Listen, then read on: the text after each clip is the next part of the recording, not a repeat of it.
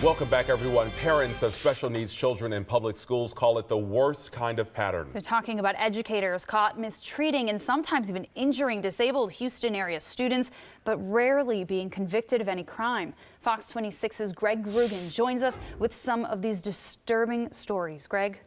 John and Caitlin, I have been covering this issue closely for more than a decade and can tell you the pattern of non-prosecution identified by parents of disabled victims is both real and disturbing. When 9-year-old Brandon Foda suffered a head injury last spring in his Klein ISD special ed classroom, a surveillance camera was watching. The disturbing video triggered a criminal investigation by the district, and the employment of a paraprofessional was quickly terminated.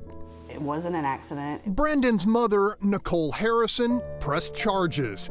But last month, a Harris County grand jury decided not to criminally indict the now former educator involved. And I felt, once again that Brandon was let down.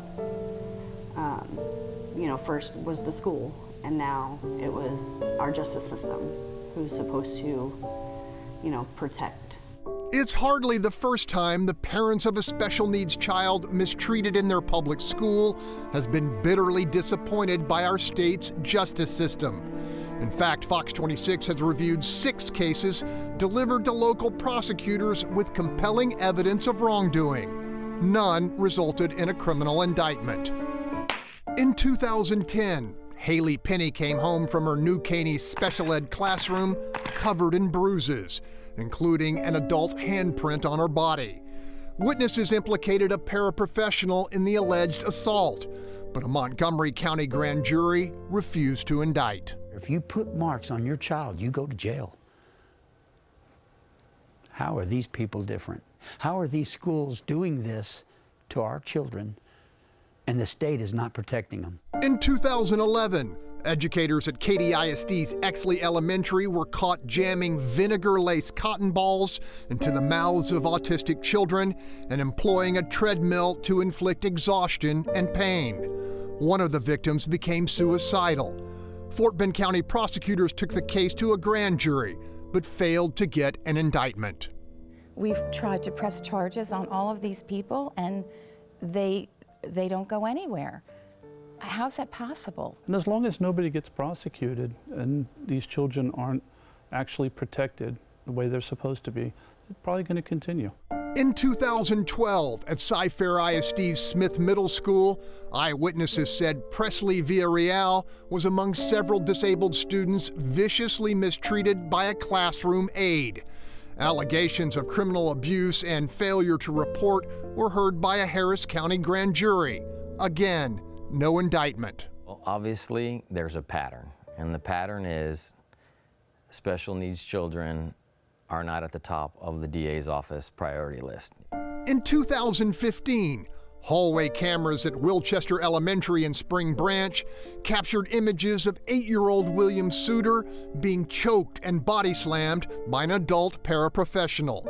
His parents called it clear-cut assault, but District Attorney Devin Anderson refused to seek charges, and Spring Branch ISD agreed.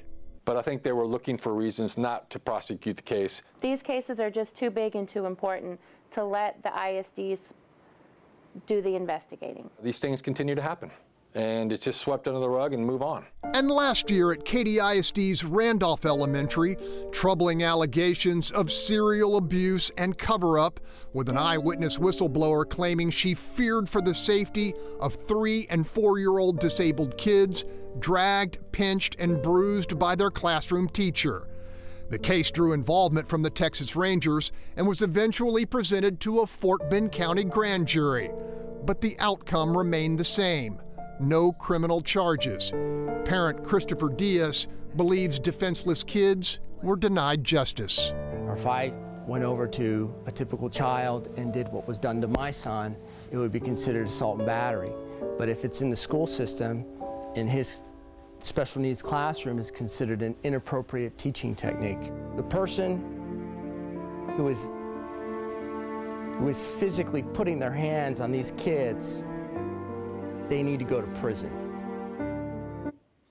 It is a pattern of mostly unpunished abuse these parents all believe will continue as long as scandal-averse school districts are allowed to police themselves and local prosecutors underperform in defense of society's most vulnerable. In the studio, Greg Groogan, Fox 26 News. Welcome back, everyone. What should be the future of the toxic waste dump site known as the San Jacinto River Waste Pits? While the EPA is now proposing a complete cleanup, the agency has spent the last couple months asking members of the public to share their feelings. With public comment closing on Thursday, Fox 26 reporter Greg Groogan gathered many of the powerful voices of people who've suffered and are now demanding change. David Marlowe, loving husband, devoted father, is dead. His 39-year life cut short by a rare form of blood cancer known as multiple myeloma. David's widow Candace believes it should never have happened and blames lethal contamination from the couple's nearby neighbor, a toxic dump known as the San Jacinto River Waste Pits. He was angry that he wasn't given the time to see his children grow up, to watch them graduate. That's all he wanted. It all began harmlessly enough with the making of bright white paper. In the process of achieving luster and luminosity, manufacturers generated a byproduct molecule known as dioxin, a cancer-causing compound now considered among the world's most deadly. During the mid-1960s, waste material from the Pasadena mill quickly piled up. Toxic sludge that was floated a few miles upriver, dumped into open pits along the banks, and ultimately forgotten. You don't ski like this on your first try. Back in the 70s, Sam Braun spent countless hours skiing, swimming, and fishing in the waters directly across from the waste pits. 11 years later, when he was diagnosed with multiple myeloma, the source of his sickness was mostly a mystery. But then the waste pits were rediscovered, and Sam Braun believes so was the cause of his ultra-rare cancer. Let's not spare a dime. Let's get this stuff out of here, because it's going to just keep continuing to hurt people. We all swam in the river. We fished, crabbed, everything. Sisters Harvey Sasser and Tony Bell grew up on Pin Oak Road in Highlands. They say you can match every mailbox on their street with at least one case of cancer. I didn't ask for cancer. I didn't ask for liver problems and kidney disease and colon disease. I didn't ask for all that, but I got it. And a lot of neighbors and friends got it too. They're dropping off like flies. I mean, cancer here, cancer there. Houston-based Waste Management and International Paper are the companies legally responsible for the dioxin. Since rediscovery of the pits in 2005, both companies have claimed little of the 500,000 pounds of toxic material has escaped.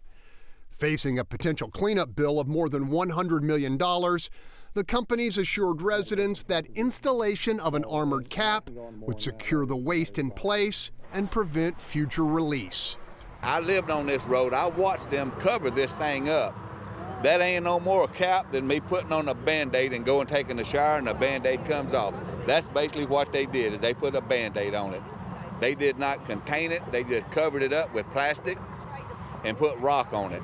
That's longtime resident Doyce Bobo. He has cancer. So does his wife, Ray. And there's like 5 people or 6 people just in a half-a-mile range of my house that have cancer. They've either died or they have it now. While investigators have yet to definitively link illness in the area to dioxin from the pits, in the summer of 2015, residents received the first hard indicator when state scientists identified alarming cancer clusters in East Harris County communities along the San Jacinto. It was something that we knew in our hearts. Particularly frightening, elevated cancer rates among children, lymphoma, retinoblastoma, melanoma, and glioma, a dangerous rap sheet of disease striking the young at greater than expected levels. Kids like Chris Maxwell, diagnosed with a rare and often deadly brain tumor, not long after his birth. I'm hoping that it goes away someday for like a very, very long time so no one has it. Everybody you talk to has something. It's cancer, it's lupus, it's some kind of disease, and that just doesn't happen. People are afraid.